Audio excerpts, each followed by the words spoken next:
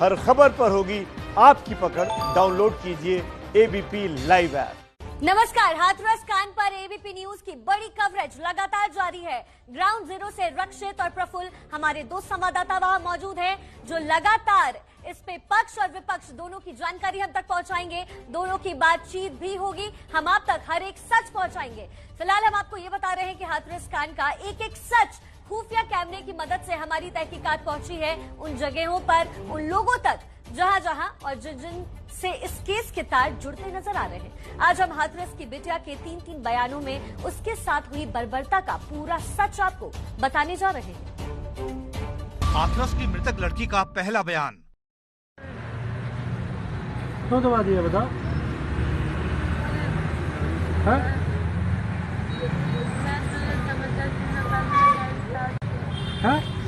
जबरदस्ती न करने रही तासू। अच्छा, काहे दबाया गला? चाटिया में से कतई काहे से? कंधे से, हाथों से? हाथों से और भी कहीं छोटा है? नहीं, गले से। गला छोड़ो ना हुआ ने। जीव दिखाइए। पापा कहाँ थे तुम्हारे? पापा तो पापा मेरे सीधे मेरा रोज का काम है। तो रोज ही आवता है, एक दिन थोड़ी ना हमारा। तुम कहाँ थे? मैं जो रही हूँ। हाथरस की मृतक लड़की का दूसरा बयान। एक बार और रेप करने की कोशिश की थी पहले? अच्छा, इससे पहले रेप करने की कोशिश की थी लेकिन क्या हुआ? भाग आए थे। हाथरस की मृतक लड़की का तीसरा बयान। उस दिन जिस दिन आपकी चोट लगी है उस दिन रेप हुआ है? अच्छा, दोनों ने किया था, कोई और भी था? वो दोनों थे, पर बाकी सब भाग गए थे। अच्छा, बाकी सब भाग गए थे। एक दो नहीं, 3 बयान कैमरे के सामने 3 बार कही हुई आप बीती। पहला बयान 14 सितंबर का और आखिरी बयान 22 सितंबर का। अब इस मामले में हाथरस की पुलिस कैसे लीपापोती कर रही है वो हम आपको थोड़ी देर में दिखाएंगे, लेकिन ये आखिरी गवाही है उस गैंग रेप पीड़ित लड़की की, जिसकी चिता को हाथरस की पुलिस और प्रशासन ने उसके घर वालों की मर्जी के खिलाफ आधी रात को ही जला दिया, जिसे विधि विधान से अंतिम संस्कार भी नसीब नहीं हुआ, जिसके आखिरी दर्शन उसके घर वाले तक नहीं कर पाए। मौत से पहले वो लड़की खुद कह रही थी कि उसने जब आरोपियों को जबरदस्ती करने से रोकने की कोशिश की तो उसका गला दबाया गया। ये उस अभागी लड़की का पहला बयान है। एक बार और रेप करने की कोशिश की थी पहले? अच्छा, इससे पहले रेप करने की कोशिश की थी लेकिन क्या हुआ? भाग आए थे। जो कि पुलिस थाने के बाहर बेहद जख्मी हालत में दिया गया। ये वीडियो खुद पुलिस वाले ने अपने मोबाइल कैमरे से बनाया। वो पुलिस वाला एबीपी न्यूज की टीम के छिपे हुए कैमरे में कैद हुआ है। तारीख थी 14 सितंबर, वो दिन जब इस लड़की के साथ बलात्कार हुआ और फिर ज्यादती की गई। लड़की के अलग अलग दिन के बयान पहले पुलिस के कैमरे पर और फिर मीडिया के कैमरे में कैद हुए हैं। अपने पहले बयान से लेकर अपने आखिरी बयान तक वो लड़की एक बात पर कायम रही कि उसका रेप हुआ है, उसके साथ जबरदस्ती हुई, और जब वो इसका विरोध करने लगी तो उसका गला दबाया गया। इस बड़ी खबर पर हमारे साथ प्रफुल्ल श्रीवास्तव ठीक उसी जगह से पीड़ित परिवार के मोहल्ले से जुड़ गए हैं और रक्षित सिंह आरोपियों के मोहल्ले से सीधे जुड़े हुए हैं। सीधे रक्षित का रुख कर लेते हैं। रक्षित, एसआईटी की जांच के लिए समय ज्यादा मिल गया है, क्या इस मामले में अब एसआईटी को कुछ और भी जानना है, और भी नए सबूत तलाशने हैं, या पीएफआई वाले एंगल की जांच भी एसआईटी करना चाहती है? देखिए, पीएफआई वाले एंगल की जांच शायद एसआईटी के परव्यू में, उसके एम्बिट में ना आए, लेकिन एक बात जाहिर सी है कि जिस तरीके से अब पूरा का पूरा मामला जो है वो एक दूसरा मोड़, दूसरा रंग लेता हुआ भी नजर आ रहा है, क्योंकि आरोपियों के पक्ष में भी लगातार जो लोग हैं, राजनीतिक लोग हैं, उसके अलावा आसपास के गांव के लोग हैं, वो भी उनके समर्थन में आ रहे हैं। तो जाहिर सी बात है कि एसआईटी अब इस पूरे मामले की तह तक जाना चाहती है, न सिर्फ जो एक फौरी तौर पर रिपोर्ट होती है वो देने की बजाय, बल्कि हो सकता है कि जितने भी तरह के एविडेंसेस हैं उन सबको कलेक्ट करना होगा, और इसीलिए अब एसआईटी को ज्यादा जो समय है वो दिया गया है। आरोपियों को लेकर जो तमाम तरह के सवाल उठ रहे हैं उनके लगातार जवाब जो है वो दे रहे हैं। प्रधान जी हमारे साथ बगना के मौजूद हैं। प्रधान जी, क्या आप लोगों का मानना है, क्या आप लोगों का कहना है? हमारा ये कहना है, दोषी को तो सजा मिले, निर्दोष न फंसे। हम दोनों पक्षों से अपील है, नार्को टेस्ट कराएं, एसआईटी की जांच कराएं, सीबीआई कराएं, और इससे ज्यादा क्या है। तो दोषी है उसको सजा मिलनी चाहिए। जो दोषी है उसको सजा मिलनी चाहिए, लेकिन आपको क्या लगता है कि असलियत क्या है? मतलब किस तरीके से आप कह रहे हैं कि ये सभी आरोपी नहीं है? क्या कुछ आप लोगों को मानना है इस पूरे केस में? ऐसा है, 14 तारीख को लड़की ने बयान दिया, लड़की मान दी, केवल संदीप का नाम लिया, और संदीप उसके भाई का भी नाम है जी। फिर चलो वो हो गया, ठीक है, वो तो जांच में आ जाएगा। फिर करीब 22 तारीख को कुछ राजनीतिक दलों ने आके, भीम आर्मी, कांग्रेस वाले, कुछ बीजेपी के स्थानीय नेता, इन्होंने दबाव बना के ये कराया है। आप लोगों को भी लगता है कि पूरे मामले में जो है नेतागिरी हुई है, राजनीतिक दलों के लोग इसमें घुसे हैं और राजनीति जमकर हुई है? देखो, एक तो वामपंथी मीडिया ने ये उछाला है सबसे ज्यादा। इससे पहले ऐसा कुछ नहीं था। 14 तारीख को बयान हुए थे, उसमें क्लियर देखो, लड़की के भी बयान थे, उसकी माँ के बयान थे। उन्होंने क्लियर बोला था कि एक था संदीप, एक था, और संदीप का भी क्लियर नहीं था, और लड़की का भाई था या दूसरा संदीप था। उसके बाद देखो, शाहीन बाग वाला जो कांड था, वहाँ 65 दिन मीडिया को घुसने नहीं दिया। वहाँ इतना मीडिया चुप गुम बैठी रही। यहाँ तो मीडिया की वजह से आज तक वालों के और तुम्हारा ये चैनल एबीपी वालों ने इतना, मतलब एक लड़की पक्ष वो जो हुआ। अब आप मेरे को अपना पक्ष बताओ, आप लोगों का क्या पक्ष है? आरोपियों की तरफ से आप लोगों का क्या कहना है? मैं जो है ना बिल्कुल जमीनी स्तर से जानता हूँ। मैं भी वहाँ का प्रतिनिधि हूँ। बगना यहाँ चुनाव की तैयारी कर रहा हूँ, बूलगढ़ी बगना से मैं प्रतिनिधि हूँ। मुझे पूरा प्रकरण पता है, मैं जाता रहता हूँ वहाँ। मुझे लड़की पक्ष लड़का पक्ष दोनों जानते हैं अच्छी तरह।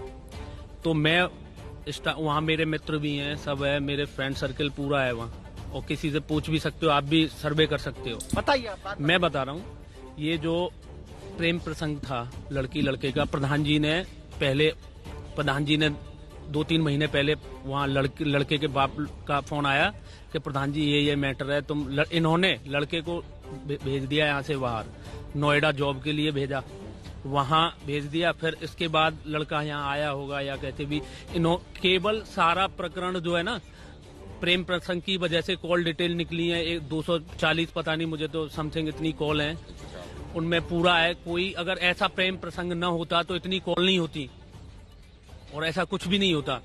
आखिरकार बिटिया की जिस तरीके से वो कह रही है कि गला दबाया गया, उसका क्या लगता है किसने दबाया गला? अब संदीप है। अब ये तो देखो, हम बोल रहे हैं नार्को टेस्ट होना चाहिए, सीबीआई होनी चाहिए, ये इनसे क्यों डर रहे हैं? वो क्यों डर रहे हैं? क्योंकि यहाँ कुछ दाल में काला है, दाल ही काली है, पूरी दाल ही काली है, क्योंकि क्लियर हो जाएगा। क्यों वो मना लगता है आप लोगों को कि सीबीआई जांच होगी, सुप्रीम कोर्ट के जजों की अध्यक्षता में होगी, नार्को टेस्ट हो सकता है, लाई डिटेक्टर टेस्ट हो सकता है, इसके बाद में दूध का दूध पानी का पानी हो जाएगा, सच्चाई निकल होगा साहब, यही होगा। दूध का दूध पानी का पानी जब ही होगा, नार्को टेस्ट होगा और सीबीआई जांच होगी। उससे पहले कुछ नहीं पता लगेगा, वो ही लगा पाएंगे। हम लोग कह रहे हैं, हमारी लोग दुदला रहे हैं बात को, ये झूठ बोल रहे हैं। झूठ उनका परिवार बोल रहा है, निराधार परिवार बोल रहा है, और परिवार भी ठीक है, इनके लोग हैं मुखिया, वो बुलवा रहे हैं, परिवार भी अपनी जगह। कुल मिलाकर आपको लग रहा है कि जमकर राजनीति हो रही है? राजनीति वाले ही करा रहे हैं साहब, मैं कह रहा हूँ दावे के साथ नहीं। और भीम आर्मी वाले, ज्यादातर भीम आर्मी वाले घुसकर इन्हें सिखा रहे हैं, पढ़ा रहे हैं। जब तक पहला बयान पे कोई बड़ा साजिश नहीं था, दूसरे बयान पे भी नहीं था, तीसरे पे भी नहीं था, और लास्ट में यहाँ से हाथरस से जाने के बाद, अलीगढ़ में जाने के बाद उसने बयान बयानना शुरू कर दिया, बदलना शुरू कर दिया बयान। इससे पहले यहाँ तक तो ठीक थी, थाने में भी ठीक थी लड़की की माँ, और वो वहाँ तक बोल रही थी छोटा साजिश था इनके साथ में, छोटा सिखाने वाला। अब बड़ा कोई सिखाने वाला आ चुका है, और इसीलिए बार बार ये बदलते जा रहे हैं बयानों को और मना कर रहे हैं। पैसे का लालच है, पैसे आ गया, उसने क्या है, मैं इतने दूंगा। राहुल जी आ रहे हैं, 50 लाख दिलवाएंगे। इस बयान को मत बदलना, इसे इस तरीके से कहना। बड़ा कोई आया इनके पास, यानी कि लग रहा है कि अगले जो चुनाव की पूरी नींव है, इस बार वो हाथरस में रखने की राजनीतिक दलों की तैयारी, हाथरस को हमारे को सुलगाने की, आग लगाने की ये लोग बात कर रहे हैं। क्या प्रधान जी लगता है कि जमकर राजनीति होनी शुरू हो? ये इनका मुद्दा बिहार चुनाव के पीछे, इसको बीजेपी को कैसे भी बदनाम किया जाए, केवल चुनाव की वजह से हो रहा है और कुछ नहीं। जब से पक्ष नहीं रह थे, बताओ आज तक कोई वो हुए। और हमारे यहाँ रहते हैं दलित, हमारी दीवार से दीवार चुपड़ी हुई है, केवल राजनीति मुद्दा है केवल। जाहिर सी बात है कि राजनीति जो है वो अपने चरम पर पहुंच चुकी है हाथरस में। तमाम राजनीतिक जी रक्षित, लेकिन कुल मिलाकर ये माना जाए कि आरोपी के पक्ष में जो लोग हैं वो इस पूरे मामले को प्रेम प्रसंग बता रहे हैं, और साथ ही उनका ये मानना है कि अब यही वो मुद्दा है जिस पर जमकर राजनीति होने वाली है। बिल्कुल जाहिर सी बात है कि गांव के अंदर कोई बात किसी से छुपी हुई नहीं रहती है, तो लगातार जिस तरीके की बातें निकलकर सामने आ रही हैं आरोपियों के पक्ष में, वो इसीलिए आ रही हैं क्योंकि गांव पड़ोस के सभी लोगों को हकीकत कहीं ना कहीं मालूम थी, और उसी हकीकत के बिना पर अब लोग कह रहे हैं कि असल में उस दिन क्या हुआ, वाकया क्या हुआ, इसके लिए जो सीबीआई जांच हो रही है वो होनी चाहिए, लाई डिटेक्टर टेस्ट होने चाहिए और नार्को टेस्ट जो है वो होने चाहिए, जिससे दूध का दूध पानी का पानी हो सके, सच्चाई निकलकर सभी लोगों के सामने आ सके। सच्चाई सामने आनी चाहिए। आपको बता दें कि ग्राउंड जीरो से प्रफुल्ल श्रीवास्तव हमारे संवाददाता पीड़ित परिवार के मोहल्ले में इस वक्त लाइव हैं। और प्रफुल्ल, आपसे सबसे पहला सवाल मैं यही पूछूंगी कि एसआईटी के लिए आज का दिन जो है वो तय किया गया था, आज रिपोर्ट आने वाली थी, अब वो वक्त जो है बढ़ा दिया गया है, तो अब ऐसे में जो वहां माहौल है, उस घर का माहौल क्या है? क्योंकि उम्मीद जो है उससे बड़ी कोई चीज नहीं होती, उम्मीद के आगे कुछ और नहीं होता, ऐसे में कहीं ना कहीं उम्मीद तो जरूर टूटी है। देखिए, एसआईटी, मैं उस घर में ही मौजूद हूँ, पीड़िता के घर में मौजूद हूँ, और एसआईटी यहाँ पर 2 बार पूछताछ के लिए आई थी और परिवार से पूछताछ करके गई थी। पीड़िता के पिता मेरे साथ हैं, हम इनसे जानते हैं, एसआईटी यहाँ आई, सीबीआई की जांच की बात कही गई, कोर्ट की निगरानी में भी कही गई, आपको लगता है कि अब न्याय मिलेगा? हाँ, सरकार से यही उम्मीद है कि क्या कहते हैं हमें न्याय दिलाएं, और हमारी क्या कहते हैं मतलब यही उम्मीद रहेगी कि क्या कहते हैं हमें न्याय मिलना चाहिए। प्रफुल्ल, आप पीड़ित परिवार के मोहल्ले में हैं, पीड़ित परिवार के मोहल्ले में आप पीड़ित परिवार से बात कर रहे हैं, इनसे सवाल ये पूछिए कि जो आरोपी परिवार हैं, आरोपी के मोहल्ले के लोग हैं, वो ये आरोप लगा रहे हैं कि लड़का और लड़की के बीच प्रेम प्रसंग था, दूसरा कि ये नार्को टेस्ट से और सीबीआई जांच से क्यों इनकार कर रहे हैं? इनको न्याय चाहिए, तो सीबीआई तो सबसे बड़ी एजेंसी है जहां से न्याय मिलता है। एक सवाल ये पूछा जा रहा है, ये बार बार कहा जा रहा है आरोपी पक्ष की तरफ से कि प्रेम प्रसंग था ऐसा? ना, ऐसा कोई कुछ हुआ नहीं। कहा जा रहा है कि है, दोनों के बीच में बातें भी हुई, कॉल रिकॉर्ड निकल गए। ना, ऐसा कुछ नहीं, ये तो वो उधर आरोपी पक्ष की तरफ से ना, ऐसा कुछ। ये भी कहा जा रहा है कि आप लोग नार्को टेस्ट के लिए तैयार नहीं हैं और लाई डिटेक्टर टेस्ट के तैयार नहीं, क्यों तैयार नहीं? अब ये हम लोग तो पढ़े लिखे है ना, हम जा चीज में जानकारी है, हम गरीब लोग हैं, और क्या कहते ना जा चीज में हमें कोई जानकारी है। हम आपने मना नहीं किया, अगर कोई नार्को टेस्ट होगा तो तैयार है? हाँ, हम तो सारी जांच के लिए तैयार हैं आप? हम तो बात है, पहली बात तो ये है कि जो नार्को टेस्ट होता है वो पीड़ित परिवार का नहीं होता, किसी का हुआ है। एक सेकंड, मैं जो भाई हैं उनके पास आ रहा हूँ, ये बताइए आप। मैं बोला पीड़ित और किसी पीड़ित परिवार का अगर हुआ है पहले कभी, तो हम कराने के लिए तैयार है, हमें कोई ऐसा बहुत नहीं है। लेकिन आपको किसी तरह की आपत्ति नहीं है अगर नार्को टेस्ट लाई डिटेक्टर का? जी, हमें कोई आपत्ति नहीं है, क्योंकि जब पहले किसी का हुआ नहीं है तो हम कैसे करा लें? ये जो कहा जा रहा है आरोपी पक्ष की तरफ कि आप लोग डर रहे हैं इससे क्योंकि कुछ चीजें निकल के आ सकती है, कुछ छुपाया जा रहा है? नहीं, ऐसा कुछ छुपाया नहीं जा रहा, जो हकीकत है वो हम बयां करें अपना, ऐसा कोई दिक्कत नहीं है। एसआईटी भी पूछताछ करके गई, अब सीबीआई की बात करें तो वो भी पूछेंगे, यही है? पूछताछ नहीं कर गई है, वो तो खाली जो हमारे जो बयान थे वो लिखी गई है, उन्होंने कोई हमारे जवाब सवाल नहीं करा, उन्होंने जो भी हमारी जो हकीकत थी वो उस पर लिख के लेके गए हैं। ये जो बात कही जा रही है आरोपी पक्ष की तरफ, जो सब उनके समर्थन में है, वो कह रहे हैं कि प्रेम प्रसंग था, गांव के लोगों को पता होता है। जी नहीं, प्रेम प्रसंग नहीं था, क्योंकि वो घर से बाहर नहीं निकलती थी। वो तो 2-3 दिन करीब 4 दिन पहले पापा का काम वहाँ पर लग गया था आयुष फार्मेसी में, तो पापा पहले जाते थे। ये तो लड़की 2-3 दिन से पहले गई है, और नहीं तो पहले जाती नहीं थी। वो अपने घर पे काम न करती थी, वो हमारी निगरानी में रहती थी। वो कॉल डिटेल्स की बात कही जा रही, की बातचीत की कॉल रिकॉर्डिंग, कॉल डिटेल्स है, CDR है। जी ऐसा कुछ नहीं है, जो नंबर जो दिखाया जा रहा है वो तो खैर हमारा है, जो तो हम कह रहे हैं। आपको रोक रहा हूँ, लेकिन एक बड़ा सवाल ये है कि जो पीड़िता है उसके पिता कह रहे हैं कि वो नार्को टेस्ट से और दूसरे तरह के सभी टेस्ट के लिए तैयार हैं, लेकिन जो भाई है पीड़िता का वो मना कर रहा है। वो कह रहा है कि पीड़ित का कभी नार्को टेस्ट नहीं हुआ। बड़ा सवाल ये है कि घर में ही एक मुद्दे को लेकर, एक टेस्ट को लेकर 2 अलग अलग विचार क्यों हैं? लेकिन ये अच्छा, ये साफ कर दीजिए, आप लोग नार्को टेस्ट के लिए तैयार हैं या नहीं है? जी पहली बात है पीड़ित परिवार का नहीं होता है ये, जो ठीक है, लेकिन अब कराया जाएगा तो आप तैयार हैं? पिताजी आपके कह रहे हैं कि हाँ तैयार है। पिताजी तो कहाँ बोले, वो कहाँ बोले, पीड़ित परिवार के बोल हुआ है तो हम कराने तैयार। हमें कोई दिक्कत थोड़ी है, हमको कोई मुजरिम थोड़ी है, हम वो करें। अगर कराते हैं तो आप तैयार हो जाते हैं? देखी जाएगी वो तो हम करा लेंगे। रक्षित, सीधा आपको रक्षित के पास लेकर चलते हैं। रक्षित, जो पीड़ित का परिवार है, जो पीड़ित का भाई है, वो अब ये कह रहा है कि वो जो भी जिस तरह के जो टेस्ट होंगे उसके लिए वो तैयार है। अब तक जो आरोपी के पक्ष में लोग बोल रहे थे वो कह रहे थे कि भाई अगर हर मामले में सच्चाई दिखानी है तो आप नार्को टेस्ट क्यों नहीं करा रहे। आप ये बात उनसे बोलिए कि वो तो अब नार्को टेस्ट के लिए भी तैयार है और तमाम तरह की जो जांच होने वाली है उसके लिए भी रेडी है। नहीं, देखिए, जांच होने वाली है, नार्को टेस्ट होगा, लाई डिटेक्टर टेस्ट होगा, वो किसी की मर्जी के ऊपर डिपेंडेंट नहीं है। जब जांच एजेंसी CBI होगी तो और वो करवाना चाहेगी तो वो करवाएगी। इसीलिए ये कहना कि हम नहीं कराएंगे या वो क्यों नहीं करा रहे हैं, ये क्यों नहीं करेगा। मैं माफ कीजिए, आपको बता दूं कि पीड़िता का जो भाई है वो ये कह रहा है इसमें कोई कि जो नार्को टेस्ट है उसके लिए वो तैयार फिलहाल नहीं है। ऐसे में वहां के जो लोग हैं जो आरोपी के पक्ष में है, उनका क्या कहना है? देखिए, आरोपी के जो पक्ष में लोग हैं वो उनका कल से यही कहना है कि आखिरकार लाई डिटेक्टर टेस्ट से, नार्को टेस्ट से, CBI जांच से दूर क्यों भाग रहे हैं। अब पीड़िता के भाई ने अभी लाइव में हमारे यहाँ पर कहा है कि ठीक है, जांच होगी, जो भी टेस्ट होना है उसके लिए हम तैयार है, करवाना ही पड़ेगा। क्या लगता है आपको कि अब चीजें आगे बढ़ रही हैं, आगे बढ़ती हुई लाई डिटेक्टर कि जो पीड़िता के भाई हैं वो कह रहे हैं लगातार कि नार्को टेस्ट जो है उसके लिए वो तैयार नहीं है। जो बाकी जो CBI है, SIT जो है वो रिपोर्ट सौंपे, लेकिन जब टेस्ट की बात उन तक आ रही है तो वो परिवार जो है वो तैयार नहीं है। परिवार फिर से वही कह रहा है कि वो लाई डिटेक्टर टेस्ट के लिए तैयार नहीं है, क्योंकि पीड़ितों का कभी लाई डिटेक्टर टेस्ट नहीं होता। आप लोग इस बात को मानते हैं? नहीं, क्यों, अरे हमने कोई वो नहीं है तो हमको दिक्कत कराने में क्या दिक्कत है।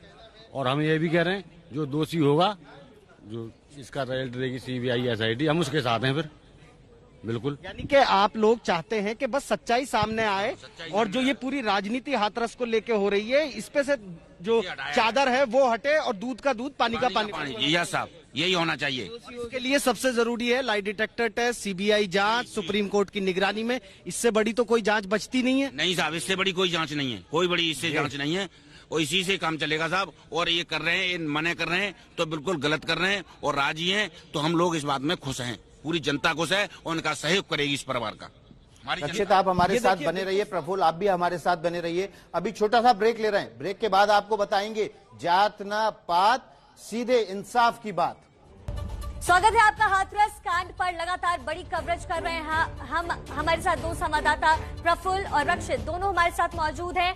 आपको बता दें कि रक्षित जो है वो इस वक्त पीड़ित के परिवार के साथ है, तो वहीं प्रफुल्ल माफ कीजिएगा, प्रफुल्ल पीड़ित के परिवार के साथ है। प्रफुल्ल, सबसे पहला सवाल आपसे ये कि सुप्रीम कोर्ट ने इसे असाधारण तौर पर झकझोर देने वाला एक इंसिडेंट बताया है, तो अब ऐसे में सवाल यही है कि सुप्रीम कोर्ट ने कहा कि जो लोग हैं जो बयान दे रहे हैं उनकी पूरी तरीके से सुरक्षा होनी चाहिए, तो वहां पे परिवार मौजूद है, आप उनसे इस पर बातचीत कीजिए, आप उनसे पूछे कि क्या सुरक्षा उन्हें मिली है।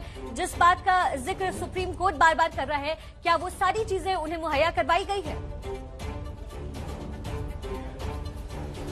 बिल्कुल, हमारे साथ परिवार है, हम इनसे पूछते हैं, कल सुप्रीम कोर्ट में भी आपकी सुरक्षा को लेकर चिंता व्यक्त की गई, तो क्या सुरक्षा अब दी जा रही है, सुरक्षा है?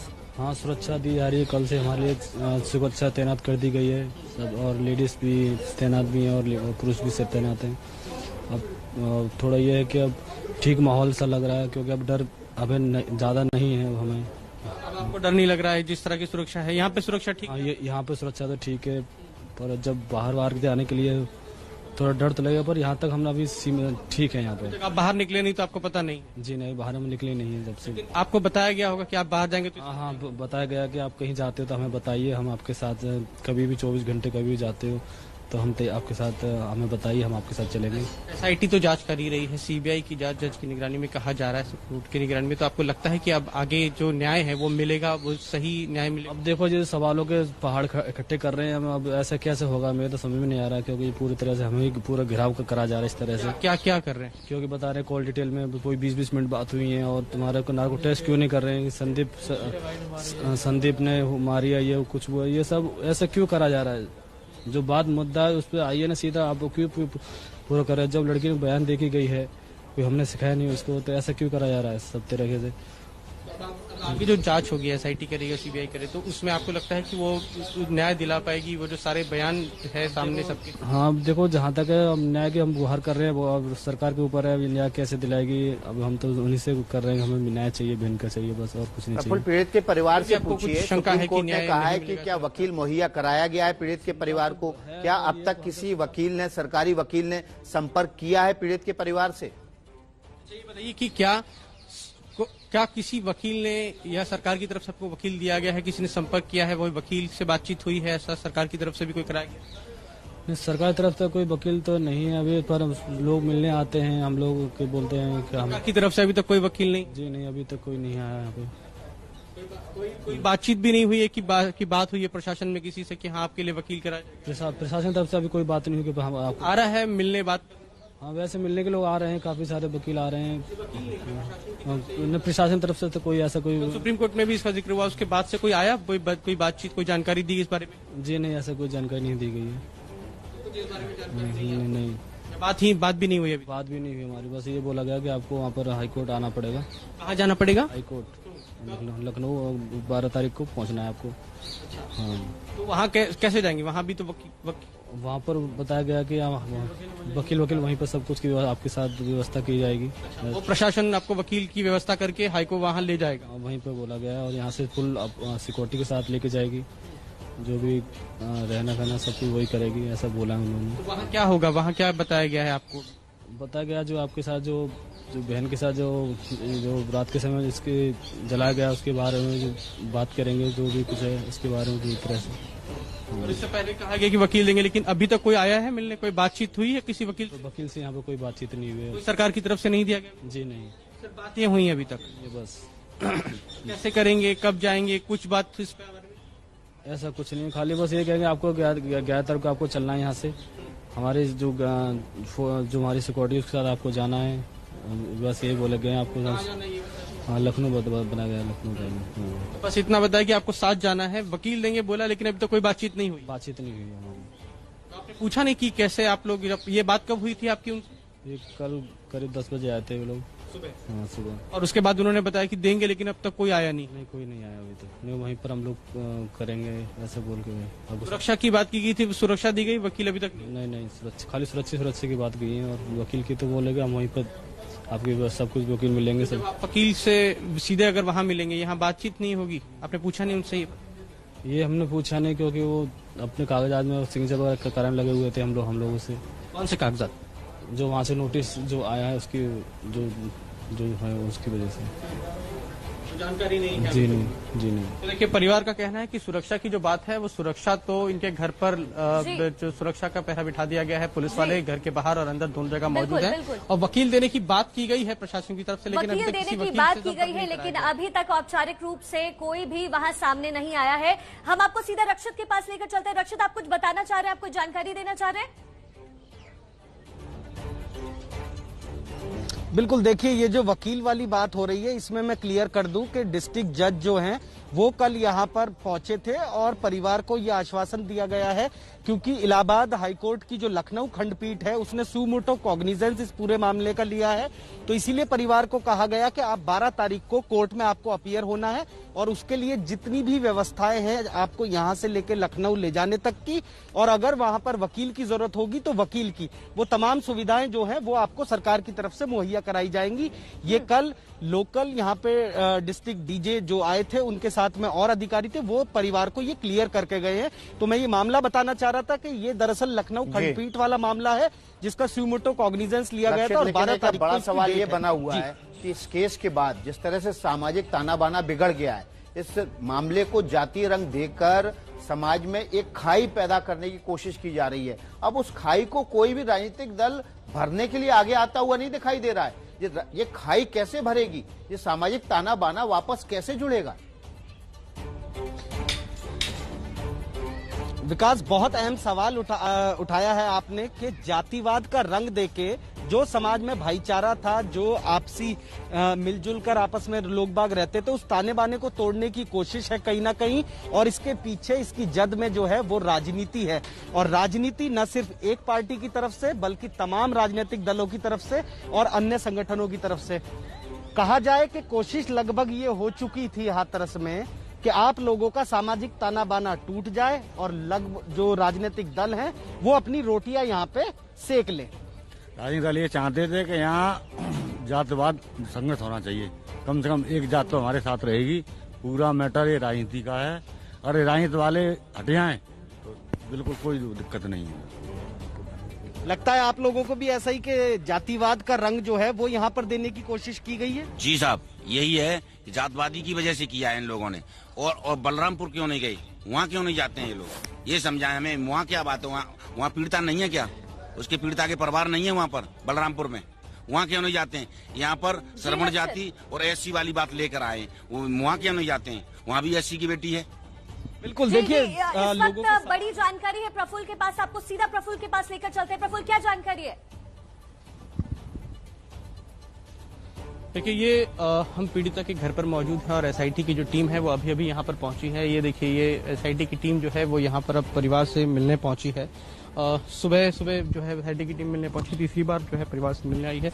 तो फिलहाल इंतजार कर रहे हैं, जो परिवार के लोग हैं वो अब इनसे मुलाकात करेंगे। और ये एसआईटी की टीम के मेंबर्स हैं जो आप सामने देख रहे हैं, ये अभी यहाँ पर पहुंचे हैं और परिवार के साथ फिर एक बार बात करने के लिए यहाँ आए हैं। तो जांच के लिए एक बार फिर एसआईटी टीम जो है वो पीड़िता के घर पहुंची है। फिलहाल जो परिवार के लोग हैं उनको बता दिया गया है कि आए हैं और वो परिवार के लोग हैं वो तैयार हो रहे हैं। एसआईटी के साथ मुलाकात जो है वो यहाँ होगी। तो फिलहाल एसआईटी की टीम जो है वो अब यहाँ एक बार फिर पहुंची है पीड़िता के घर पर, और यहाँ पर आप देखें तो वो इंतजार कर रहे हैं कि परिवार जो है वो फिर आए तो उनसे बात की जाए। तो फिलहाल ये यहाँ पर टीम जो है वो आ चुकी है। सुरक्षा जो है वो पहले से बढ़ा दी गई है घर के आस के पास, और अब एसआईटी की टीम जो है एक बार फिर यहाँ पहुंच चुकी है। जी प्रफुल्ल, बड़ी जानकारी दे रहे हैं। इस वक्त पीड़िता के घर पे मौजूद है। हाथरस कांड में एसआईटी की टीम एक बार फिर से पीड़िता के घर पहुंच चुकी है। ये जो जांच होनी थी उसे आज तक का समय दिया गया था। आज एसआईटी की टीम को रिपोर्ट सौंपनी थी, लेकिन अब उस वक्त को बढ़ा दिया गया है। 10 दिन का और समय मिला है। हाथरस कांड में जांच के लिए एसआईटी पीड़ित के घर इस वक्त पहुंची है। प्रफुल्ल, ये बड़ी जानकारी दे रहे हैं ग्राउंड जीरो से। हाथरस कांड पर बड़ी कवरेज एबीपी न्यूज की जारी है। इस वक्त रक्षित जो हैं वो आरोपी के मोहल्ले में इस वक्त मौजूद है। आपको सीधा रक्षित के पास लेकर चलते हैं। रक्षित, कहीं ना कहीं जो सामाजिक साठगांठ होता है इस पूरे मामले को लेकर टूटा है। क्या वहां के लोगों को ये जानकारी है कि पीएफआई जैसे जो संगठन है वो इसका पूरा फायदा उठा सकते थे, वहां पे दंगे हो सकते थे? आप उनसे बातचीत कीजिए। बिल्कुल, देखिए इस वक्त मैं गांव में ही मौजूद हूं, बगना में, और तमाम लोग हमारे साथ जुड़े हुए हैं। अच्छा प्रधान जी, अगर बात की जाए तो अभी आपने सुना होगा कि उत्तर प्रदेश सरकार ने जब जांच की है तो पीएफआई जैसे संगठन का भी नाम सामने आया है कि उन्होंने भी यहाँ पे दंगे भड़काने की कोशिश की, क्योंकि दो जाति आमने सामने है, तो हवा देने की कोशिश की, यहाँ पे दंगे भड़काने की कोशिश की। यानी कि केरल तक के जो संस्थान हैं वो यहाँ पे हाथरस में राजनीति का केंद्र बनाना चाहते हैं। जी, ये बात सही है, सरकार भी इसमें सहयोग कर रही है। ये केवल राजनीतिक पार्टी कर रही है और पीएफआई ये हाथरस में आग लगाना चाहते हैं। जब तक हमारा जिला अभी तक कोई ऐसा कांड नहीं हुआ अभी तक। और ये PFI, कांग्रेस वाले, भीम आर्मी वाले, ये तो स्टेट की बात करो, विदेशों से पैसा आ रहा है। आप लोगों को भी लगता है कि फंडिंग हो रही है और पूरी तैयारी करने की कोशिश थी यहाँ? फंडिंग हो रही है साहब, बिल्कुल फंडिंग हो रही है। फंडिंग में 4 लोग आरोपी पकड़े भी गए, हमने सुना है, और मथुरा से। और फंडिंग हो रही है। लगता है आप लोगों को? लेकिन बड़ा सवाल ये है कि देखिए, राजनीतिक दल तो राजनीति करेंगे, PFI जैसे संगठन देश को तोड़ने की साजिश रचेंगे, लेकिन समाज के जिम्मेदार नागरिक के तौर पर ये जो सवर्णों की पंचायतें हो रही हैं, ये भी तो इस खाई को चौड़ा कर रही हैं। ये पंचायतें क्यों नहीं बंद करते हैं? देखिए, पंचायतों की जब बात आती है तो कई सारी पंचायतें ऐसी हैं जो आसपास के गांव में हुई हैं। अब आप एक बात बताइए कि सवाल ये भी उठने लगा है कि भाई पंचायत करने की जरूरत क्यों आन पड़ी? क्यों आप लोग पंचायत कर रहे हैं जब सरकार कह रही है कि CBI जांच कराएंगे? आप लोगों का पंचायत करके क्या मकसद है? क्या कुछ कहना चाहते हो आप? हमारा मकसद ये है कि ये परिवार मना कर रहा है, पीड़ित परिवार मना कर रहा है कि हम वो नहीं कराएंगे, आर्कुटेस्ट नहीं कराएंगे, CBI जांच नहीं कराएंगे। तो इसकी वजह से हम प्रशासन से कह रहे हैं कि अपनी बात रख रहे हैं कि ऐसा होना चाहिए, हम तैयार हैं। अच्छा, आप लोग पंचायतों के माध्यम से ये कहना चाहते हो कि नार्को टेस्ट भी हो, लाइट डिटेक्टर भी हो, CBI जांच भी हो, इसीलिए पंचायत कर रहे हैं? यही निर्णय है पंचायत का कि अपनी बात रखने का, बस हमारा कोई और उद्देश्य नहीं है, हमारी बात पहुंच जाए वहां तक। तो मतलब इस चीज की आप लोग गारंटी देते हो कि आपकी पंचायतों में कोई भड़काने वाली बात नहीं होती? नहीं, हम गारंटी देते हैं कि हमारी पंचायत में कोई भड़काने वाली बात नहीं है, हमारे यहाँ कोई ईर्ष्या वाली बात नहीं है, ये और कोई दोष नहीं है। बने रहना चाहिए, क्योंकि ये सामाजिक ताना बाना तभी मजबूत रह सकता है जब समाज के प्रमुख लोग इस बात को आगे बढ़ाएं कि किसी भी तरह से इन पंचायतों के जरिए माहौल न बिगड़ने पाए। 10 बजे बहुत बड़ा खुलासा होने जा रहा है। इसी हाथरस केस की एक हवा केरल से भी चली है। नमस्ते भारत में आज के लिए इतना ही।